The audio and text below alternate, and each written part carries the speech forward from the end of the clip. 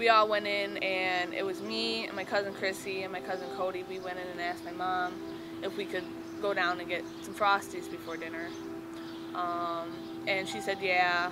Me and Chrissy's walking, and that's when the Lincoln pulled up.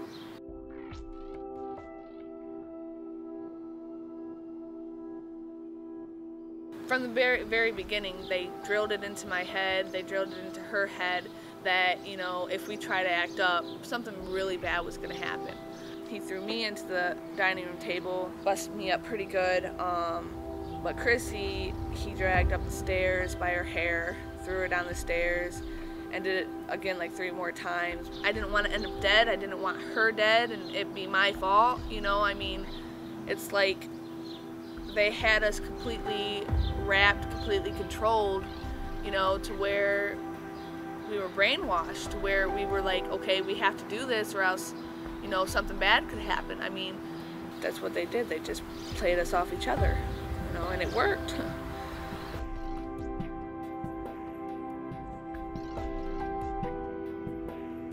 A lot of the truck stops I go into, you see a lot of the girls, and a lot of them are very young. This one, she didn't even look 13, 14 years old. She had a little mini skirt on. But within 30 minutes, that girl had done been in 3, 4 trucks. My son and I were driving through Oklahoma City, had the radio on, and the guy comes on the radio, hey, anybody want any underage girls? To realize that this is going on in America is disturbing. When most people think of the problem of child prostitution and sexual exploitation of children, they think of it as being a problem for foreign countries, for third world nations, and doesn't exist here in the U.S., and that's just not true. If you have adult prostitution going on in your area, you have child prostitution going on in your area. Here we are, you know, I'm 15 years old, my cousin is 14, and we're here at a truck stop, you know, being forced to work it, you know, being forced to go from truck to truck, asking, you know, if the guy would like to have sex with us, you know, and we're young girls, terrified out of our minds.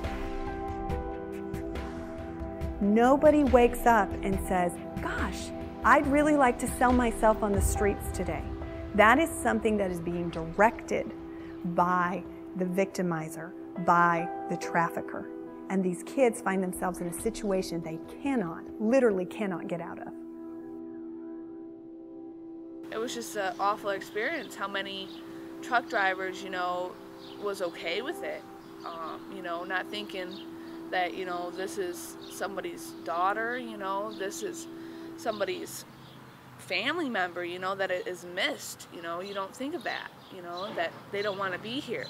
The trucking industry is in a unique position because they actually will be in locations that pimps will bring in their victims to be prostituted out. Those being truck rest stops and service stations and things of that nature.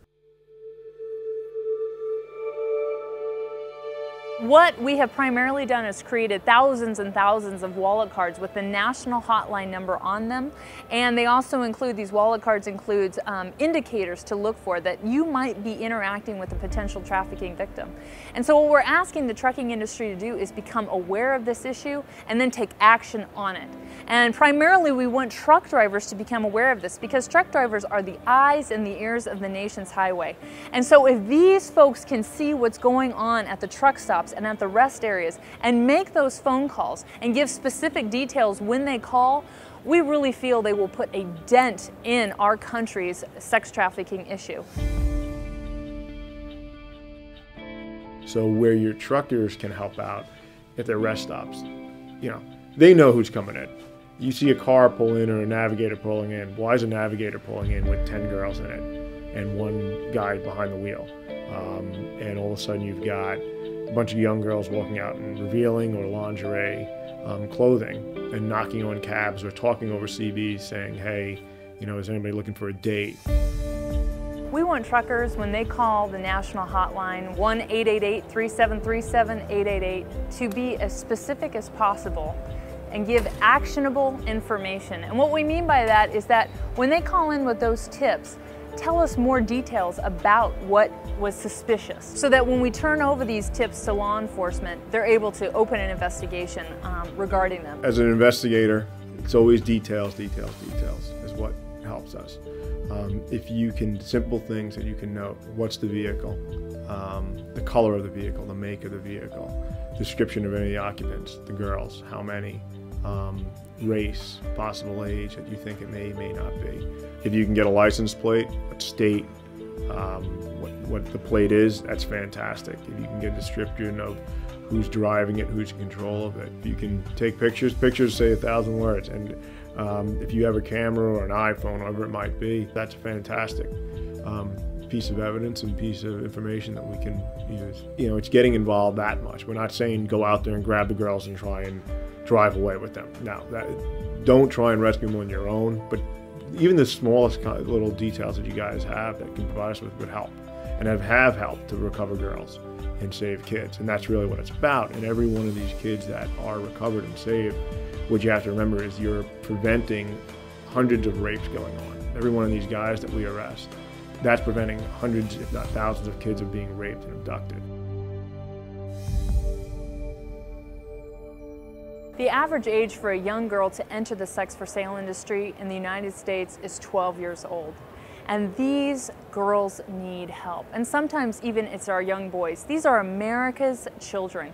And so what we are asking the trucking industry, the people who can help and make a difference because they're out there. Pimps have identified truck stops as a great place to sell these girls. Truckers come and go. It is so easy for them not to think about it or worry about it. But what we are asking truckers to do instead is take a look at these young girls. Try and enter in, recognize that this is somebody's daughter, this is somebody's family member, and that you can make a difference here if you pick up that phone and call the national hotline. And so many people turn a blind eye to these girls. In fact, a third of them are usually runaways. They're coming from abused homes. These girls' lives from start to finish have been horrific. And so they need an everyday hero. They need someone to pick up that phone and make the call on their behalf, and hopefully it leads to their rescue.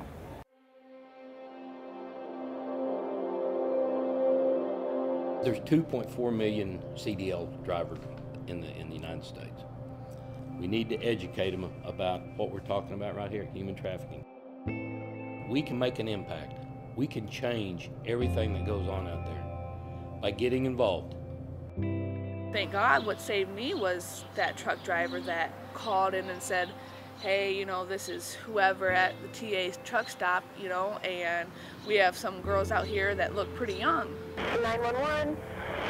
A couple of girls at the TA at 167 trying to do business out here.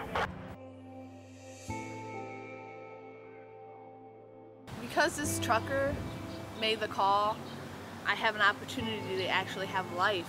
You know, I have this baby, this is the second one now, second one on the way. I have a little girl, this is a little boy.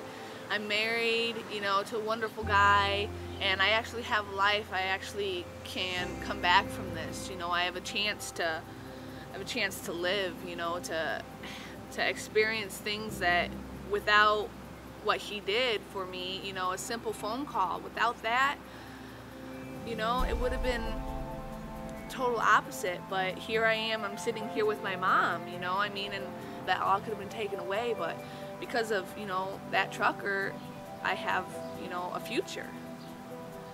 Oh, that trucker. The one that made that phone call. I think about him all the time. I have never met him. I don't know who he is, but boy, I owe him a lot. If it wasn't for him calling the police and saying that she just doesn't look right there, I have no idea what would have happened. Boy, am I thankful to him, to that truck driver. God, am I thankful to him. And if he ever sees this, thank you, thank you, thank you.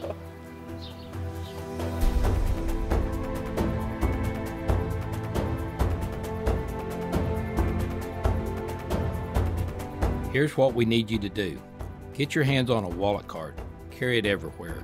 And when you suspect human trafficking is taking place, Call the national hotline number at 1-888-373-7888 and tell them what you see.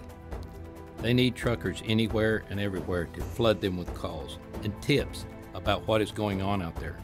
Truckers are the eyes and the ears of our nation's highway, and you all see what most cannot or do not. So make the call and save lives. Raise awareness about domestic sex trafficking with everyone you know. Talk about what you've just seen on this video. Tell the stories of these young girls and help educate other members of the trucking industry so they can become truckers against trafficking. Ask your safety director to show this DVD to your entire company. Make human trafficking a regular part of safety training. Hang up TAT posters in your break rooms. Tell all Travel Plaza Center's employees about human trafficking and signs that they can be looking for. Get extra wallet cards or copies of this DVD. Pass them out to other members of the trucking industry. Tell others our website, truckersagainsttrafficking.com. And if you have a website yourself, link TAT to it.